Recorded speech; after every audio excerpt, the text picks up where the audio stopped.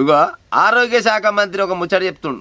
ఏం చెప్తుండు ఇవ్వాలంటే, ఆరోగ్యశ్రీ సేవలని కొనసాగించండి ప్లీజ్, దయచేసి జర బంద్ చేసే ఉపాయం చేయకూరి, నిలిపివేత నిర్ణయాన్ని వెనుకకు తీసుకోండి, నెట్వర్క్ ఆసుపత్రులకు మంత్రి విజ్ఞప్తి చేస్తుండు.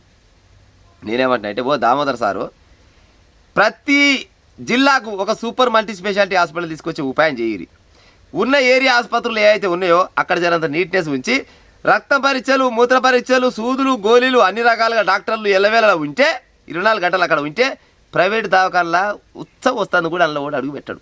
పేదోళ్ళు అయితే పోరు, ఎవడన్నా ఉంటే డబ్బు గలవాడు ఉంటాడు, ఆయన ఇష్టం అని కథ ఎటన్నా పోని. కానీ పేదోళ్ళకు ఇవన్నీ లేకనే కదా ప్రైవేట్ దవాఖానకు పోయేది. ఆ ప్రైవేట్ దవాఖానకు పోతే ఆడ ఆరోగ్యశ్రీ పనిచేస్తలేదు అని అయితే అదేంటంటే మాకు పాత బాకాయలు రావాలి.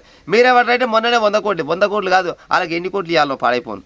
ఆయనకి ఫైల్ ఇచ్చే బదులు గవర్నమెంట్ వాళ్ళు మీరే జిల్లాకు ఒక సూపర్ మల్టీ స్పెషాలిటీ హాస్పిటల్ కట్టిస్తే ఏమైంది? బీబీనగర్లో గట్ల ఏమ్స్ ఏదో కట్టారు కదా, గసంటి ఆసుపత్రి కట్టిస్తారు, రేపన్నాడు అది చేస్తారు కదా. ఎక్కరాని పథకాలు, ఈ రోగి తప్పిన పథకాలు, ఈర తప్పిన పథకాలు చాలా ఉన్నాయి. ఆ పథకాలు బంద్ చేసి విద్యా వైద్యం మీద పెట్టే ఉపాయం చేస్తే రేపటినాడు తెలంగాణ రాష్ట్రంలో మనగాని గవర్నమెంట్ ఎంచుకున్నవరా మేము అని తెలంగాణ ప్రజలు అనుకుంటారు. లేకపోతే మీరు గిట్టనే పట్టుకొని పేదోళ్ళ పాలన పోయినాక మీరు ఏం చేసుకొచ్చినా వేస్ట్. ఎందుకంటే మనిషి బతుకున్నప్పుడే ఏదైనా వాళ్ళ మనసులో ఈ పేదోళ్ళు కానీ మధ్యతరగతులు కానీ చచ్చిపోయినాక మీరు ఏం చేసినా కానీ ఉత్తదే అది.